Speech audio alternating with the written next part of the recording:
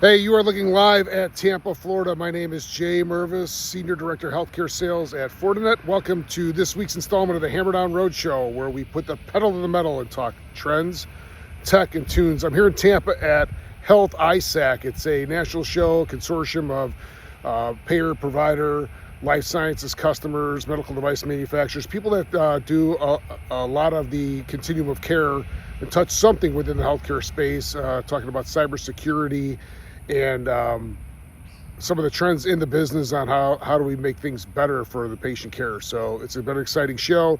It's been great this week. My team's been super busy. Eric and Tom were in Houston at Health Connect Partners, and Nathan was in DC at Healthcare Innovation Summit.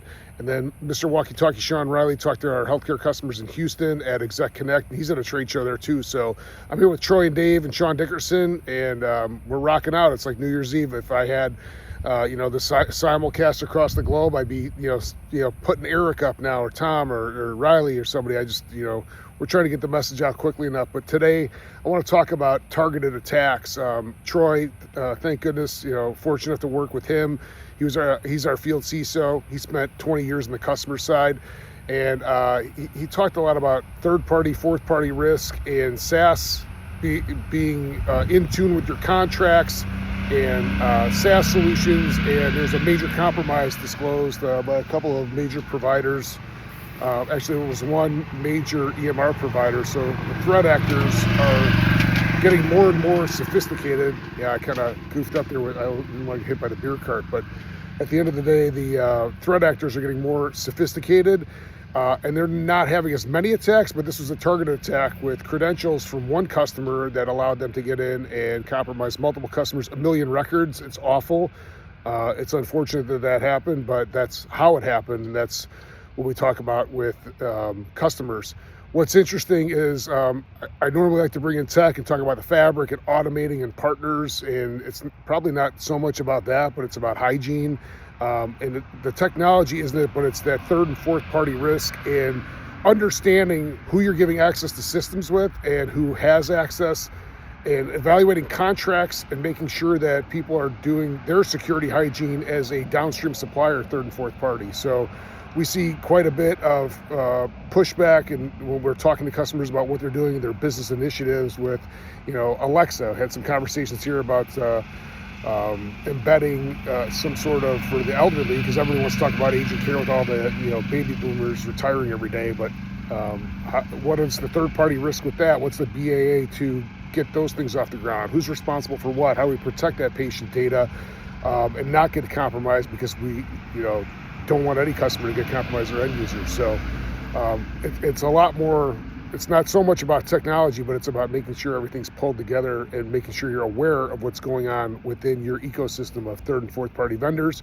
It's unfortunate that happened, but we're seeing a ton of this. I always tell Troy, you either have a crystal ball or that's why we talk to customers. The other thing that's interesting is competitors. So our earnings call just came out, and we had another record quarter. So, we closed out the year strong. We had a record quarter in Q1. Our business is growing year over year, up again on the healthcare team. I can finally disclose that. Really proud of the work that our team's put in and what we're doing to drive the market, engage with customers, the sales teams that are engaged with us, and the resellers. I mean, our reseller channel is now really moving. Shout out to Coop and Matt Larkin, because they're the two lead dogs on net new business with the healthcare team. So we appreciate that. But talking about competitors, it's interesting because we had 3 sessions here that were sold out. And I alluded to this yesterday, but our competitors showed up and sat through 2 of them. It's that means we're doing something right if the competitors are showing up. One of our other competitors is going to put their entire sales force into how do we beat Fortinet training. So I'm really proud of what we're doing at a high level on that. The band this week, Smashing Pumpkins. I rode the bike the other day here on the road, get a workout in. But Siamese Dream is one of the greatest albums to ride your bike to. So a couple of tunes I wanted to put on there. Tying into cybersecurity is Disarm on that album. Great song. We want to disarm all the threat actors. Mayonnaise, always a great tune to ride your bike to. So I'll throw it out there. If you're into biking in any way, shape, or form, throw it in the comments. Road bike. Are you a mountain biker? Do you have a hybrid bike? Do you have an electric bike? I have a bike I bought with one of my first commission checks in 1999. My kids trolled me. I said, I paid $100 for it in 1999. I couldn't buy a bike at Walmart cheaper now. So if you got a bike, listen, appreciate everybody. It's great meeting up with some customers here. Next week, our team is in Boston at BioIT World. We will be there. You will have a vlog from there.